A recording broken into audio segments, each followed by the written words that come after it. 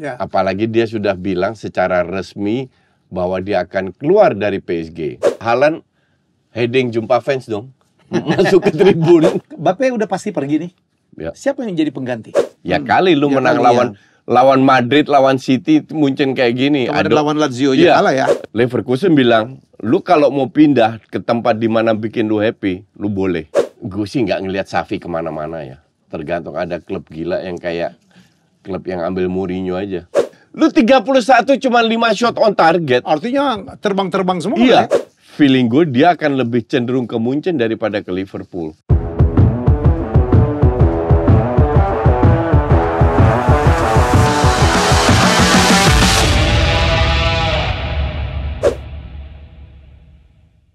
Hola, masih dalam jas saya dan dengan saya dan Koci. Hai Koci.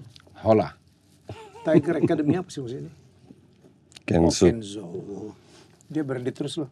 Sejak kontraknya diperpanjang. Dibayarin sama brand. Gede. Emang Mbappe doang endorse. Koci, kita start pertama barangkali. Kylian Mbappe katanya udah dapat kesepakatan ya untuk bermain di Real Madrid kompetisi musim depan. Ya, sebelumnya itu gue bilang 70% dia ke Madrid, jadi masih opsi terbuka. Ya. Karena penawaran yang untuk taken pre-kontrak kan ditolak. Ya. Feeling gue untuk mengangkat value-nya, maka dari itu dia membuka opsi bahwa ya semua terbuka. Termasuk jadi, IPL ya. Termasuk IPL, dan IPL sanggup untuk bayar yang dia inginkan. Ya, terutama Arsenal. Semua MU, Chelsea, MU, City. Financial fair play-nya berat lah. Ya, tapi kan bisa jual pemain. Ya, jadi kalau laku. Ya, offload pemain yang gajinya tinggi, 3-4 pemain dia bisa datengin Mbappe. Kasarnya begitulah. Nah, gue pikir dia memang sengaja nggak mau tanda tangan biar bargaining powernya. Pinter anak ini ya. Pinter, emaknya terutama. Iya, emaknya, manajernya emaknya. Iya. Biar bargainingnya keluar, terus tiba-tiba Fabrizio keluarkan statement kan bahwa dia sudah secara resmi udah ada kesepakatan bahwa dia akan pindah. Ya. Apalagi dia sudah bilang secara resmi bahwa dia akan keluar dari PSG. Ya kan, secara statement itu dulu satu. Itu jualan lagi tuh. Ya, itu jualan lagi. Dalam arti PSG udah nggak bisa ngapa-ngapain lagi. Nah, sekarang tinggal Madrid seperti apa. Nah, kalau kita bicara financial fair play, itu kan pembukuan yang harus dilaporkan. Pembukuan itu kan bisa setahun, tiap tahun harus dilaporkan. Ya. Nah, ini kan masalah gaji dan signing fee. Iya kan? Kalau gajinya kecil, artinya signing fee-nya besar. Signing fee-nya besar, tapi signing fee kan cuma setahun. Iya. Lagi pula dia free signing transfer. Fee itu one off. One off. Sekali doang kan ya. Jadi tahun depan dan tahun-tahun berikutnya yang dihitung hanya gaji. Maka dari itu sangat masuk akal kalau gajinya terkesan kecil. Cuma 15-20 juta dolar setahun ya. Nah, kira-kira kecil itu, Bro. Itu termasuk kecil. Iya. Itu selevel Pogba lah. Iya, selevel Pogba, selevel Rashford lah ya kalau di MU. Ya, selevel Rashford. Tapi signing fee-nya gede. Biar Madrid pikir ya udah gue bayar sekali, ini masih masuk dalam budget kita. Yang penting kita nggak beli pemain lain. Yang penting gajinya kecil dan tahun depan kita beli pemain lain karena gaji 20 juta itu bukan nothing lah. Bukan hal yang besar lah untuk itu artinya untuk dilaporkan. Sekitar 375.000 dolar euro per minggu. Per minggu ya, selevel Rashford lah. Iya, selevel Rashford. Tapi jangan lupa loh, merchandising fee-nya. Nah, itu yang dari naming right-nya yang mahal ya. Jadi Madrid itu punya sejarah bahwa mereka tidak share itu. Merchandising murni buat Madrid full. Buat klub. Tapi sekarang emaknya minta. Emaknya minta. Kita harus dapat pembagian dari merchandising karena memang sudah pasti jualan shirtnya gede banget. Belum sponsor yang masuk. Ya, dapat lagi kan ya? Ya, sponsor masuk itu kan ada 5 pemain terpilih. Ya. Nah, 5 pemain ini pasti Mbappe masuk dong. Dia bintangnya Vini, Mbappe, Bellingham itu pasti masuk, ya kan? Nah, di situ dia juga minta hak. Jadi ini masalah nego ke depannya di level seperti itu. Kita udah nggak bicara gaji lagi. Kita adalah bagi hasilnya berapa. Kecuali kalau levelnya rendah, ya gue minta gaji gede karena kemungkinan besar endorse-nya sedikit kan. Tapi kalau level top dunia itu orang udah bahas pembagian Jadi Mbappe hasil. ini tahu banget dengan value-nya dia ya bro ya? Iya. Pintar Ya, banget. Keluarganya, maknya terutama. Sangat tahu Itu dengan value-nya berapa, maka dari itu Januari mereka nggak mau taken pre-kontrak. Gitu. Oke. Tapi Mbappe itu untuk catatan ya, bahwa dia tuh picky juga ya, sangat memilih tentang sponsor. Ingat ya, di timnas ada sponsor yang menurut dia nggak sehat tuh. Ada minuman bersoda, nggak perlu gue sebut. Ada fried chicken yang menurut dia juga, dia nggak mau ambil tuh. Dan dia donasiin tuh. Donasiin. Ternyata dia charity-nya luar biasa Mbappe. Which is good, karena itu kan mengangkat personal branding ya. Personal branding itu kan penting di pemain sepak bola. Dalam arti mending tidak terlalu banyak, tidak fokus ke quantity, tapi fokus ke quality. Nah, jadi lebih eksklusif. Jadi nggak semua brand yang ditawarin dia ambil, tapi gue filterin, cuman angkanya gue naikin, biar nggak jadi pasaran. Dan itu mungkin dia belajar dari Ronaldo lah, seorang yang sangat pintar menjual dirinya, sangat kaya ya. Ronaldo sama Messi lah. Ya, nanti kita akan Messi bahas juga tentang, luar biasa itu. Nanti kita akan bahas tentang Ronaldo dan Messi gitu ya. Saya pikir satu hal yang harus kita selalu perdebatkan ya. Jadi mungkin termasuk attitude ya. Bukan di dalam lapangan, tapi di luar lapangan. Ronaldo, Beckham. Beckham secara permainan sih bagus, tapi bukan top. Bukan the best one ya. Bukan, kalau Ronaldo kan top, ya kan, Messi top. Tapi personal branding mereka luar biasa. Kalau Beckham personal branding di luar lapangan luar biasa. Value luar biasa. Iya. Kalau Messi, Ronaldo dalam dan luar bagus. Emang beda karakter. Messi lebih introvert, nggak terlalu. Kalau kita kan langsung kemarin kan Ronaldo kan masih laku lah ya di luar dan di dalam lapangan.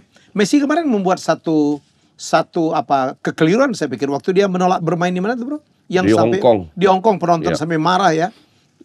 Dan kemudian akhirnya game di Jepang dibatalin ya.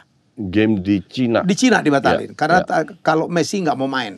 Jadi menurut saya ini sikap yang harus kita pertanyakan gitu ya. Sebenarnya ini masalah statement yang keluar bahwa dia cedera ringan. Tapi benar atau enggak kan kita nggak tahu. Kalau gue bilang gini, gue dulu kan pernah jadi ada promotor ya.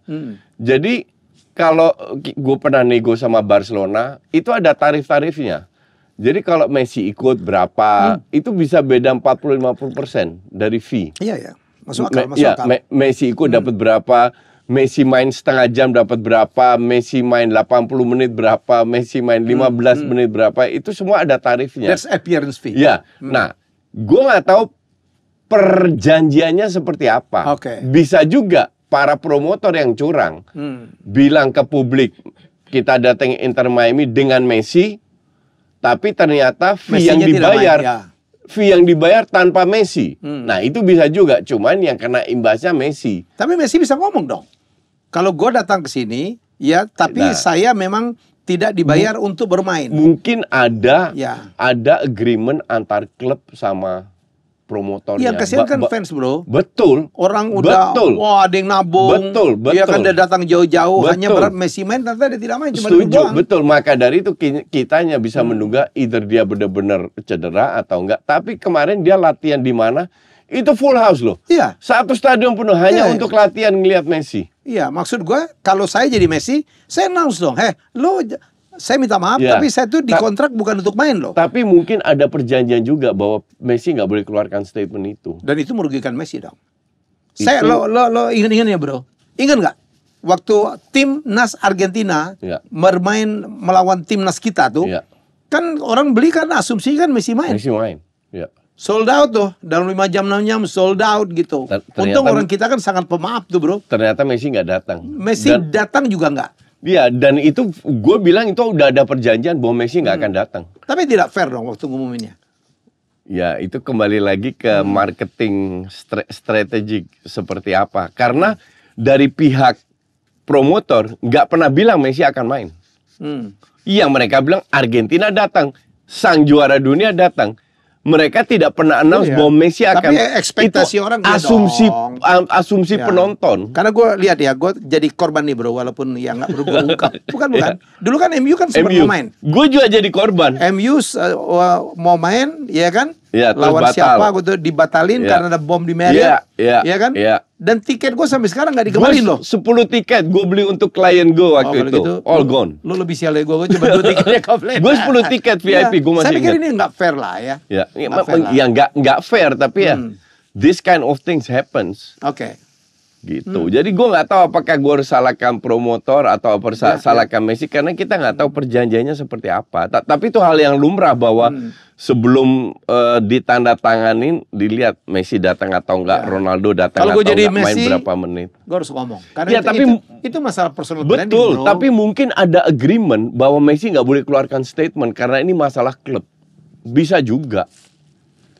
Kalau klub udah punya perjanjian bahwa Messi nggak akan main, cuma datang aja, tapi dia nggak boleh announce, gimana? Kalau gue pikir kalau itu di Ronaldo, Bong, walaupun di perjanjian nggak perlu main, dia pasti akan main. Kalau Ronaldo mungkin, Strongly mungkin. believe. Dia Iya. sangat ya menjaga hubungannya Iya. dengan fans, dia Iya. charity, Iya. ya kan? Iya, Dia datang, dia memberi hadiah ke penonton. Tapi bisa juga Messi-nya benar cedera. Nah itu kita nggak tahu juga. Ngomong dong. Kalau gue benar-benar cedera, Mereka keluarkan statement, klub keluarkan statement bahwa Messi cedera hamstring nggak bisa main. but that's Tapi not for Messi. I don't know. Kita cuma bisa berandai-andai. Hanya Messi dan Tuhan yang tahu lah. Ya, betul. Bro, kembali ke Mbappe ya, karena wow, akan menakutkan banget ya kalau Real Madrid ya line up-nya tahun depan ya. Ada Bellingham, ada Vini, kemudian ada apa di depan Bisa gitu ya. jadi main 4-4-2, Vini, Mbappe, belakangnya Bellingham, Puih. 1 DM, cover 2 sayap. Tapi ya sekali lagi main 3-4-3 lah. Itu di atas kertas. Realitanya belum tentu. Iya, tapi kan Karena kalau kita melihat tahu line up ya, bahwa Los Galacticos ya, dengan Ronaldo botak, dengan Semua Beckham, tuh, dengan Beckham. Zidane nggak pernah menang Champions League. ya zaman itu Iya. kita sampai kata-katain ya kan. Iya, that's the fact. Iya. Jadi lu kumpulin pemain bintang belum tentu bisa sukses juga. Iya. Karena ujungnya kan chemistry juga ya. Iya, ujungnya juga. chemistry. Tapi ini kan lebih tertata. Gue lihat ya Capello menyusun timnya gitu. Ancelotti. Ancelotti Ya, lagi, Ancelotti ya, ya. Ancelotti. Ya, Ancelotti sosok yang bapak yang oke lah, yang sangat iya, paham anaknya seperti apa. Itu hebatnya man manajemennya Ancelotti Walaupun lu luar bilang biasa. apa, miskin taktik Taktiknya gitu. ya, tapi Ya. man manajemennya luar biasa. Karena kalau kita lihat mereka main ya bener-bener ngandelin skill. Ya. Cuman orang kan terutama Madrid yang penting dapat hasil. Ya. Kalau di Barca nggak bisa diterima pelatih kayak gitu. Enrique dipecat, si Valverde dipecat. Enrique itu juara Champions League loh. Ya, tapi kan ya abis itu kan labil juga ya kan. Iya, Nggak karena stabil Real Madrid lah. Standarnya tinggi standar ya. di Barca. Harus dong. Iya. Ya. Cuman tahun lalu nggak juara La Liga juga Real Madrid dengan Vini, dengan Benzema, Ya. dengan apa. Jadi belum tentu juga. Tapi tahun ini selalu orang meramal Ya, mungkin kalau final ideal itu adalah City Real Madrid. Iya. Setuju kita ya? Ya. Ya, mungkin Arsenal bisa geser. Wah, Arsenal Kan nggak tergantung mungkin, drawing. Ya. Kan tergantung drawing. ya. Kalau City ketemu Madrid sekarang, Saya pikir masih menang City saya. gue juga bilang City yang menang. Ya, City Ya. gila lah. Walaupun tidak sekuat tahun lalu ya. Walaupun tidak sekuat, karena menang di tactical Hmm. dibanding Ancelotti. Di Pep-nya ya. Di Pep-nya. Oh ya, congratulations ya. Arsenal baru 4 game terakhir 4-0, 5-0, 6-0 ya. Gol gede. Gol banyak. gede ya. Ya. Wow. Kecuali kemarin. Bakayo Saka. Kemarin ada apa tuh? Ya kemarin emang nggak niat. Dan kalau kita lihat, kita udah pindah nih ke Champions League. Ya apa aja terserah aja. Kalau kita lihat leg pertama, itu tim yang away Ya. itu malas menang. Cenderung bertahan. ATM, Munchen, Ya. Arsenal. Kecuali Madrid sama City. Karena lawannya terlalu lemah. Leipzig sama Copenhagen. Di situ mereka selesaikan di leg pertama. Ya. Kasarnya begitu. Oke. Yang lain nahanan. Cuman gue selalu bilang, kalau lu main bertahan, siap-siap jebol. Dan itu kemarin kejadian, walaupun jebolnya di detik terakhir, but it happens. Karena lu nggak berani, lu punya kapasitas untuk menyerang tuh. Mereka berpikir, dan itu hampir semua pelatih selalu berpikir gitu. Kita masih main di home, Ya. weekend ini masih ada pertandingan, jadi nggak mau terlalu ngotot atau cedera, jadi kita selesaikan di home. Tapi riskan banget dong, Coach. Riskan. Saya malah tadi berasumsi Betul. ya kalahnya Bayern kalahnya Arsenal, jangan-jangan memang kekuatan Eropa udah mulai merata. Enggak. Ini nanti lihat di babak di leg kedua. Itu harusnya dibantai semua itu. Yang ketinggalan itu tambah termotivasi. Oke, Coach, kita ke Munchen ya, yang sudah announce bahwa tahun ini adalah tahun terakhirnya Thomas Tuchel. Kan udah bilang terakhir Tuchel ini sooner or later out. Tapi mungkin mereka mereka kan udah bayar Nagelsmann dipecat. Ya. Jadi kayaknya duitnya pas-pasan untuk bayar Tuchel. Makanya dibilang ya udah sampai akhir tahun aja, nggak dipecat sekarang. Bukan karena prestasi. Prestasi juga parah banget. Karena prestasi. Iyalah. Makanya nggak diperpanjang lagi. Ya. Iya, betul. Karena Leverkusen tiba-tiba menjelma. Ya, berapa udah selisih 8 gol, 8 bukan Leverkusen aja. Tahun ini 0 trofi. Kemungkinan besar. Yang masih diincar cuma Champions League. Ya kali lu menang lawan Madrid, lawan City, Munchen kayak gini. Kemarin lawan Lazio aja kalah ya. Kemarin lawan Lazio aja kalah walaupun ya. Lazio kan bukan super timnya Italia. Lagi jelek Lazio. Ya. Emang pernah bagus banget? Enggak juga lah. Ya at least dulu masih 4 besar lah. Sekarang di bawah 4 besar. Iya. Ya dari situ aja kalah dan layak kalah karena mainnya juga jelek banget. Seperti ATM, seperti Arsenal, away mainnya jelek. Dan orang bertanya, siapa yang mengganti Tuchel, bro? Ada berapa nama kan? Apakah Klopp yang Klopp udah announce dia akan istirahat ya. Saat ini ya. Ya. Oke, orang kan bisa berubah ya. Dan gue bilang peluang paling besar ya Xabi Alonso. Ya pindah dari Leverkusen ke Munchen. Ya. Jadi orang kan beredar gosip bahwa dia sudah punya agreement, dia boleh pindah ke 3 klub, Madrid, Liverpool, Munchen. Leverkusen saya pikir bunuh diri dong memberikan kepada lawannya. Ini sudah agreement dari awal. Tapi ternyata agreement itu nggak ada. Cuman Leverkusen bilang, lu kalau mau pindah ke tempat di mana bikin lu happy, lu boleh. Nah itu ada gentleman agreement, itu ada. Gentleman agreement. Ya, jadi pelatih kan tetap pengen cari yang terbaik. Iyalah, yang memberikan gengsi ya. Gengsinya Leverkusen sama Munchen jauh lah. Iya kan? Maka dari itu mungkin Munchen sekarang terseok-seok. Tapi kalau seandainya dia diberi kesempatan ke Munchen, feeling gue dia akan lebih cenderung ke Munchen daripada ke Liverpool. Murni kenapa? Munchen duitnya masih banyak. Liverpool semua orang udah tahu pelitnya minta ampun. Itulah kenapa Klopp capek. Kalau nggak make sense. Tiap tahun klub harus bangun. Ada 4-5 pemain cedera aja, udah cadangan semua. But they still win the game. Cuman dari permainan ya susah payah. Mungkinkah Xavi menggantikan Xavi di Barcelona, bro? Enggak lah, Xavi udah selesai. Siapa mau ambil dia main kayak gini? Klub ya aku nggak tahu sih. Xabi Alonso sih nggak mungkin ke Barcelona. Kenapa? Karena dia main di Madrid dulu kan. No issue lah. Dia feeling gue sih Madrid juga nggak butuh pelatih, masih ada Ancelotti, baru diperpanjang kontraknya, jadi tinggal Munchen atau Liverpool. Itu aja. Gue sih nggak ngelihat Xavi kemana-mana ya. Tergantung ada klub gila yang kayak klub yang ambil Mourinho aja. Gue bilang klub ini tolol banget dan terbukti kan apa yang gue katakan. Begitu Mourinho malah menang terus ya. Iya, lucu ya. AS Roma sekarang menang terus. Iya. Dan tar malam main playoff di UEFA lawan Feyenoord. Feeling gue Feyenoord dibantai itu sama Roma. Mainnya very nice football di bawah De Rossi ini. Gitu. Jadi untuk gue sih ya kocak aja kalau masih ada klub yang ketipu dengan Mourinho dan sekarang dengan Xavi. Xavi itu dari pilihan pemain aja udah ngawur. Dia ngelihat pemain yang bapuk dia bilang bagus, ya udah. Kita boleh beda pendapat tapi tinggal lu tunjukkan, dan ternyata yang netizen bilang bapuk ya benar-benar bapuk. Yang gue bilang bapuk ya benar-benar bapuk.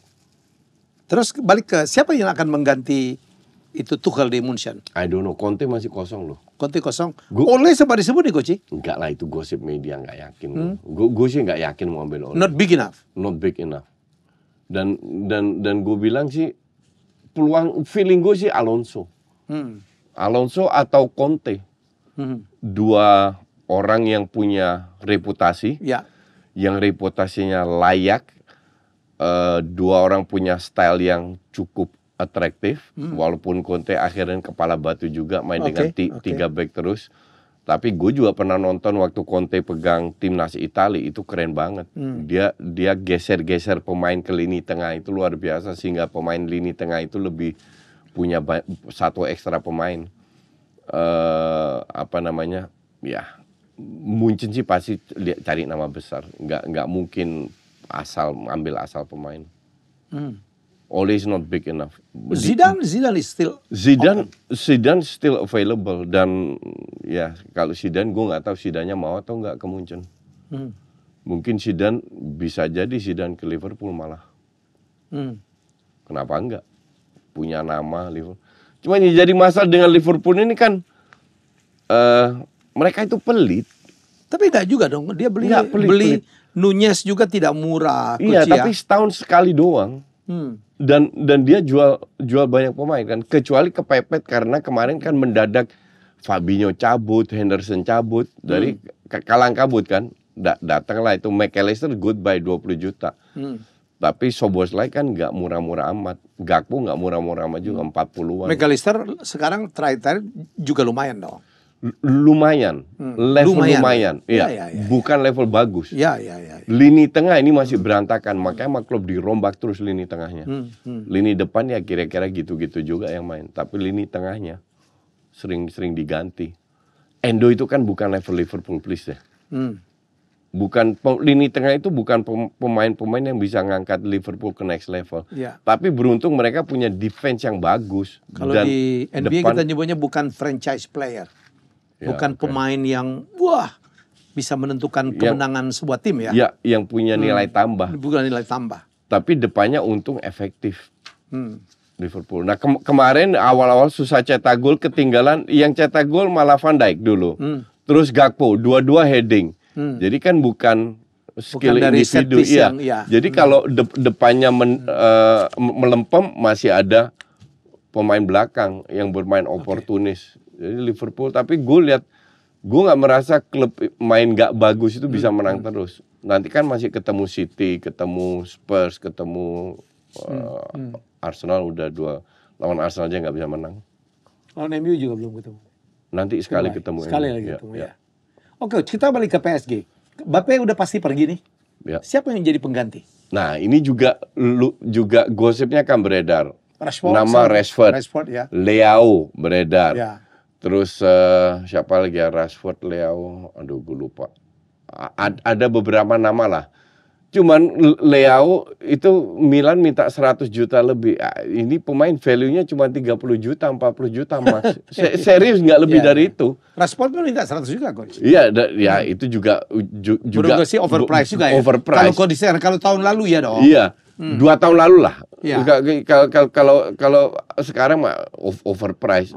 Leao itu sangat overrated. Pemain yang udah berkali-kali gue bilang overrated. Begitu Milan terseok-seok pun dia nggak bisa apa-apa juga. Osimhen kah? Osimhen termasuk, ya. Osimhen termasuk. Ya, 3 pemain itu. Rashford, Leao sama Osimhen. Cuman kalau Osimhen itu kan lebih striker ya. Mereka nggak punya striker juga. Striker yang beli Kolomuani sama Gonçalves itu kan jelek, nggak perform. Jadi mereka butuh Osimhen, tapi di sayap kiri mungkin Rashford atau Leao. Bisa jadi mereka beli 2 pemain. Karena gajinya Mbappe kan gede banget, hilang kan. Jadi bisa mereka punya slot punya slot untuk dua tiga pemain. Jadi untuk gue sih bisa jadi Rashford pindah. Kalau gue jadi MU sih gue lepas Rashford. Oh iya. Apalagi Højlund, wah dahsyat bro. Ya, Rashford udah nggak perform, udah cukup lah, udah kelamaan, udah apa ya? Usianya kan masih muda sebenarnya. Iya, tapi dia dari umur berapa di MU Academy? Mungkin udah bosen sih. Udah bosen. Udah. Atau ini masalah mentality ya? Nggak tahu lah. Ya berbeda dengan Ryan Giggs lah, dari awal sampai pensiun. Ya kan nggak semua pemain gitu. Kan hanya segelintir pemain yang bisa kayak gitu. Totti. Gerrard kali ya. Gerrard. Cuman rata-rata ya hanya sedikit pemain lah. Dan gue lihat buat Rashfordnya sendiri, buat MU mumpung punya value. Dan bisa mengurangin gaji lah ya. Mengurangin gaji, bisa cari pemain muda lagi, bahkan ada Garnacho di situ. Greenwood mungkin balik, bisa Garnacho kiri, tapi kan Garnacho nggak konsisten juga, jadi butuh pelapis juga yang bisa bersaing lah. Tapi Anthony, I don't know. Gue bilang kalau begini terus. Sebenarnya banyak udah mulai membaik, bro. Tapi kan membaik, tapi masih bayarnya tinggi banget itulah, ya, 100 juta itu, gitu, mah, come on. Ya, betul. Menurut gue sih, ini orang 30 aja udah sama kayak Nunes. Nunes itu gue bilang flop, karena harganya 70 juta. Kalau Nunes 30 juta, he's a good player. Iya kan? Karena 30 juta sesuai dengan harganya. Ya Anthony juga, kalau Anthony 20-30 juta masih oke. Karena 100 juta, jadi flop juga. Ya ini yang gue kaget ya, karena MU bertahun-tahun winter tadi nggak bisa beli karena nggak ada duit. Bukan ada duit ya, financial fair play-nya kena ya, kan nggak boleh spend. Karena mahal banget. MU itu adalah tim yang membayar gaji, biayanya paling banyak. Itulah jadi PR pertama Redcliffe. Ineos. Ya buang pemain-pemain itu lah. Untuk buang-buang, karena kesalahan yang dari tahun-tahun sebelumnya di bawah Woodward itu luar biasa. Itu beli pemain overpriced, gaji terlalu tinggi, not worth it. Nah ini lagi diberesin pelan-pelan. Ini kan Casemiro katanya mau di out ya. Casemiro. Yang gajinya tinggi-tinggi lah. Varane. Jadon Sancho kita pikir kesana jadi solusi, nggak perform. Cuman game pertama doang. Artinya dibalikin dong pasti. Ya, jadi kalau Rashford out, Martial yang juga habis kontrak, mestinya kan cukup banyak slot ya. Cukup banyak slot untuk beli. Feeling gue pemain muda yang masuk. Banyak pemain muda. Harus begitulah. Tapi jangan beli pemain muda kayak Chelsea juga, beli segambreng satu truk isinya cuma kualitasnya gitu-gitu aja. Itu harus lebih jeli lagi. Maka dari itu mereka datengin Dirtek-nya si Newcastle kan, sama Southampton juga dipecat. Kemungkinan mau datang, ya gue nggak tahu namanya. Cuman itulah. Jadi saya lihat ya, Redcliffe membuat perubahan itu dari manajemen. Manajemen dulu supaya jangan beli pemain sembarangan. Dan manajemen harus bisa kerja dengan pelatih dan menegakkan disiplin ya coach ya. Mereka bikin aturan. Sekarang kalau lu 2 tahun nggak main, lo out segala macam. Betul. Harus itu. Jangan makan gaji buta. Mereka belajar karena mereka belajar dari banyak kasus Martial, kasus Sancho, kasus Rashford, Anthony, gitu. Jadi mereka belajar bahwa nggak bisa kayak gini lagi. Dan gue setuju. Karena kalau mau bangun ke depannya, bangun sebuah legacy, itu pondasinya harus kuat, dan pondasinya dimulai dari manajemen, baru pelatihnya. Pelatih ini kan bisa diganti, tapi pelatih yang sesuai bisa membangunkan sebuah legacy untuk MU ke depan, bukan trofi-trofi aja. Coach, Redcliffe membuat statement yang juga menarik ya. Pertama dia disetujui 25% memiliki 27,7. Akhirnya. Ya mungkin karena valuasi bergerak ya. Tapi statement dia bahwa kalau Sheikh Qatar itu tidak pernah datang, dia bilang jangan-jangan nggak pernah ada tuh Sheikh Qatar. Nggak ngerti. Kalau ada sih ada. Atau mungkin kan, sarkas saja ya? Kan sarkas saja. Kan tampangnya ada di media kan ada, dan kalau seandainya Sheikh Qatar nggak ada, itu pasti ke blow up. Nggak, itu ada. Feeling gue sih si Glazer ini masih melihat ada value di MU yang akan berkembang. Kalau manajemen lebih bagus, jadi mungkin 5 tahun ke depan dia bisa dapat apa yang dia inginkan, yaitu 10M. Coach, kita lihat kemarin Napoli pun akhirnya kayaknya mencat pelatih juga ya? Iya. Pada pelatih yang di-hire berapa bulan terakhir akhirnya dipecat juga. Ini juara bertahan loh. Kan dia mulai dari Rudi Garcia. Iya. Rudi Garcia udah pemilihan yang salah. Rudi Garcia itu berapa tahun ngelatih di Itali. Dulu lumayan lah, not bad. Tapi ini pelatih yang sudah menurun. Ambil Rudi Garcia, kayak nggak ada pelatih lain loh. Akhirnya Rudi Garcia Walter Massari pernah pegang Inter juga dan banyak klub. Itali kan gitu, digiring itu aja ya kan. Akhirnya nggak perform juga ya, nggak heran juga kenapa nggak perform. Ini pelatih pas-pasan. Nah, dan akhirnya sekarang ambil pelatih dari Slovakia, pelatih timnas, karena temennya Marek Hamsik sebagai caretaker karena dia masih ngelatih timnas Slovakia. Waktu terlalu mepet lah untuk bisa menilai dia bagus atau tidak. Tapi kemarin mainnya lawan Barca nggak banget. Barca itu lebih bagus kemarin. Padahal Barca jelek musim ini ya. Tapi kemarin di babak pertama mainnya cukup bagus. Peluang banyak banget Barca. Finishing aja nggak bagus.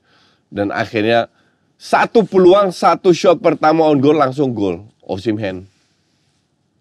Osimhen lagi. Menjadi penyelamat. Ya. Satu-satu jadi ya. Satu-satu harusnya sih bukan karena Barca hebat ya, karena Napoli memang lagi ancur-ancuran.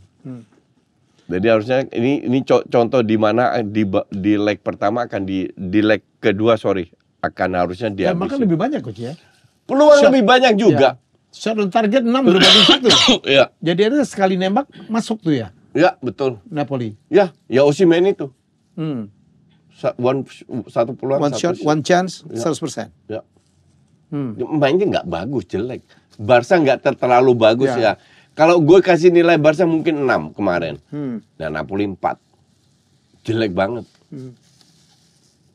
Gitu. Oke, coach, gue lempar ke belakang. Sekarang Højlund yang sangat diragukan 16 game pertama bersama MU sekarang menjadi monster 14 game di IPL. 14 game pertama dan tidak ngegolin. Ini 6 game terakhir dan cetak 7 gol. Ya. Dan kemarin yang waktu dia pakai dada itu dipuji oleh banyak pemain tuh. Artinya kecepatan dia mengambil keputusan ya. Bola ke dia, apakah dia pakai kaki, apakah dia dan dia akhirnya menggunakan dada yang jarang sekali lakukan orang. Ya gini, striker itu butuh luck. Semua striker di dunia itu butuh luck. Tapi yang penting kan adalah meningkatkan percaya dirinya dan itu sudah dapat karena lu nggak akan cetak 6 match beruntun. Ya kan?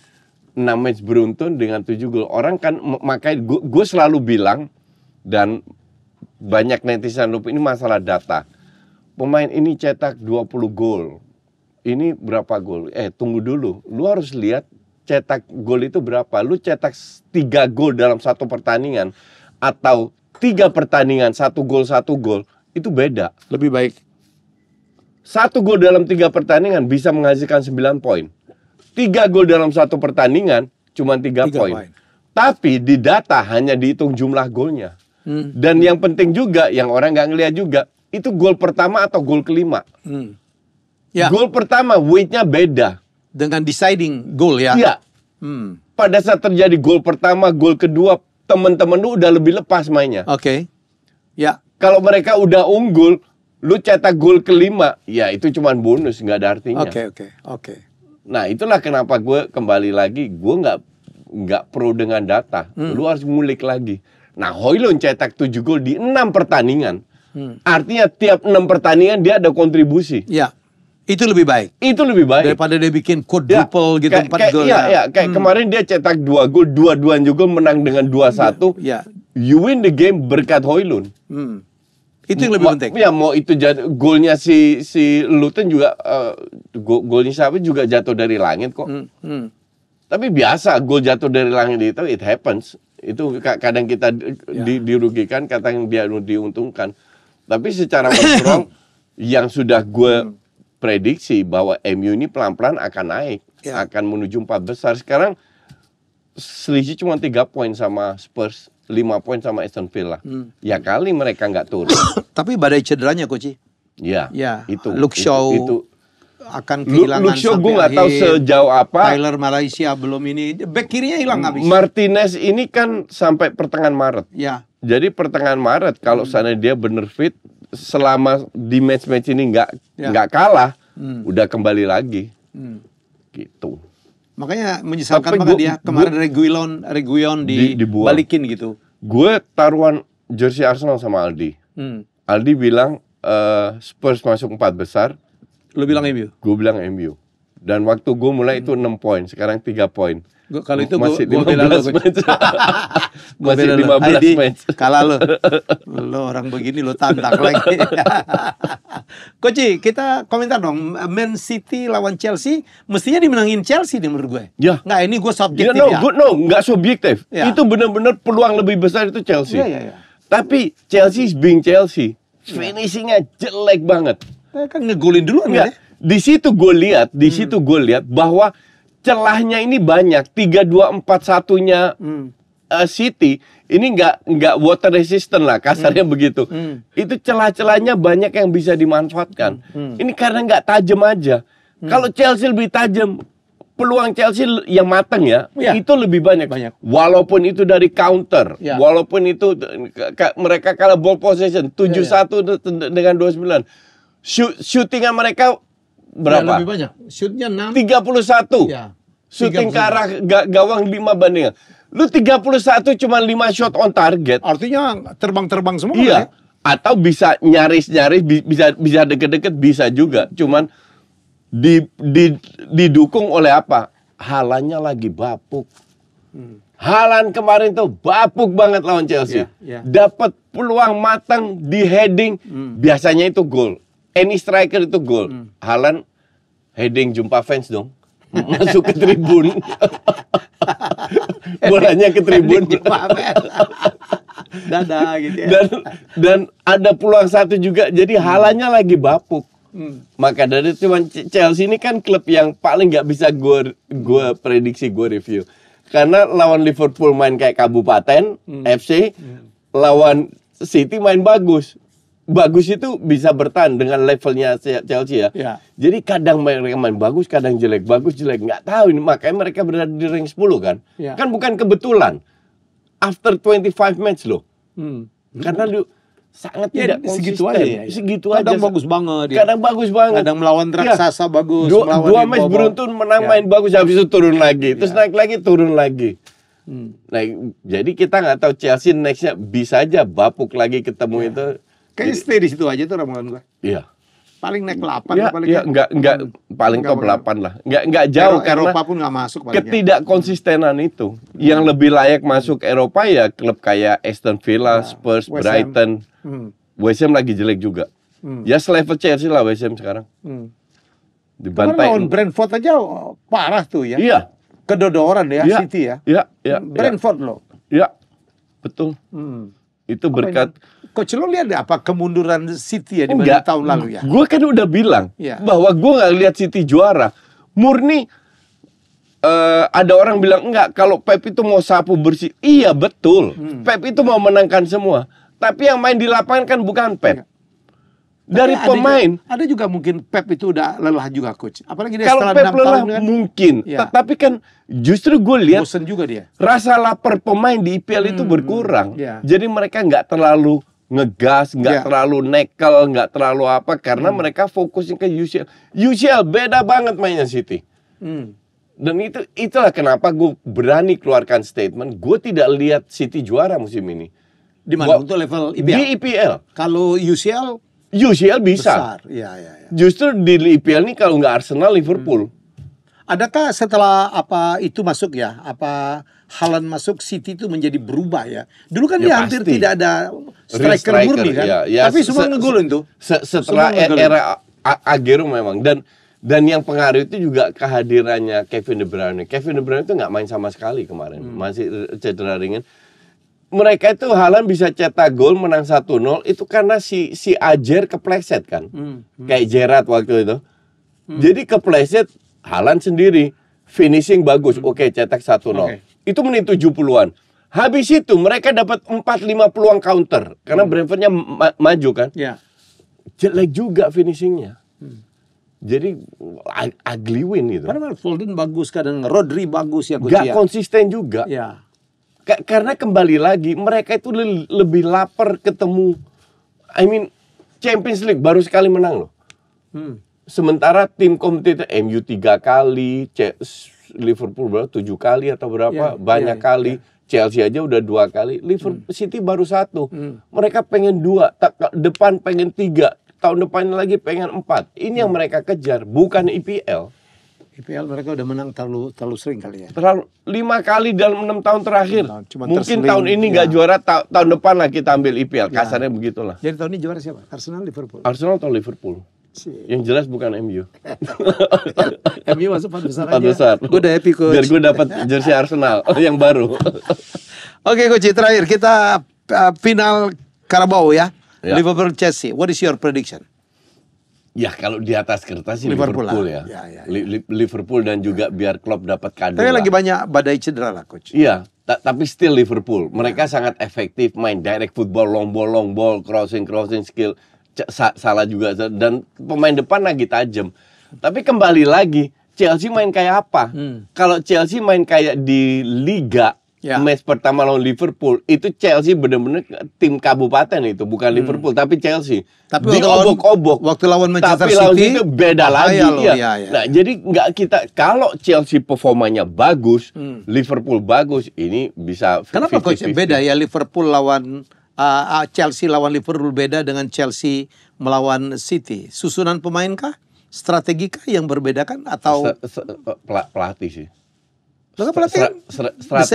Strateginya Klopp itu luar biasa. Klopp itu gampang tahu adaptasi pemain lemah lawan siapa, sisi mana yang harus dipenetrasi, kapan main gitu. Klopp tahu semua. Dan apa namanya salah cedera lagi. Jadi gue nggak tahu lah siapa yang diturunin karena Liverpool banyak yang cedera dan mereka juga harus incer liga. Kemarin baru main. Menang lawan Luton 4-1. Terus apa namanya itu juga 2 gol pertama lewat heading. Terus ntar ketemu lagi hari Minggu ketemu Chelsea. Ya. Ini nih daftar pemain apa Liverpool yang lagi cedera coach. Ada Diego Jota ya. Yang penting sih Jota penting. Alisson. TAA cukup penting. Szoboszlai untuk gue nggak begitu penting. Joel Matip ya lumayan lah, enggak lah. Jota terus si TAA itu penting. Curtis Jones akhirnya juga udah lumayan. Akhir-akhir ini ya. Sama Alisson lah. Tapi Alisson juga sering blunder. Jadi lu siaran langsung? Ya. Selamat lah. Jam 9. Jadi itu ntar jam 7 hadir, setengah 8 kurang gue jalan. Siap. Thank you coach. Thank you. Wow, udah 40 menit lebih. Oke, kita tahu pertandingan karena ini menjelang akhir liga ya. Jadi perebutan untuk juara dan perebutan untuk tidak terdegradasi juga menjadi penting terutama di Liga Inggris. Kalau di Inggris gue udah tahu Liga Inggris siapa. Siapa aja? Sheffield, Burnley, Luton. Gue berharap Everton coach biar dapat pemainnya lah. It's too strong Everton. Still too strong? Ya. Mereka udah dipotong 10 poin, tapi mereka dapat poin-poin untuk survive. Luton, Sheffield, Burnley parah. Ini yang 3 tahun lalu promosi turun lagi. Tapi Luton itu ya, kalau main di kandang, MU kemarin babak kedua diobok-obok. Bagus ketemu. Possession aja coach itu lebih banyak Luton tuh. Bagus ketemu tim besar, ketemu tim kecil nggak bagus juga. Aneh ya? Iya, Liverpool ditahan seri. Iya. MU kemarin, waduh itu nggak serinya udah bagus. Betul, Liverpool ditahan seri sama Luton. Iya. Cuman Liverpool ini musim sampai match 25 ya di IPL ya, baru menang sekali lawan Big Six. Lawan Spurs kalah, Arsenal kalah sekali seri, MU seri kalau nggak salah. MU kan lebih parah lagi coach. Kayaknya nggak pernah menang lawan Big Six sih. Ya dong? Gue lupa. Iya. Cuman Liverpool baru sekali pas ketemu Chelsea kemarin. Yang paling sering menang lawan Big Six itu Arsenal. Sekarang Arsenal. Tahun ini Arsenal. Ya. City dilibas, Liverpool dilibas di kandang. MU juga. Dibantai. Ya kita doain lawan tim kecil kalah lah. Enggak juga. Ya, Oke. Kita ketemu minggu depan.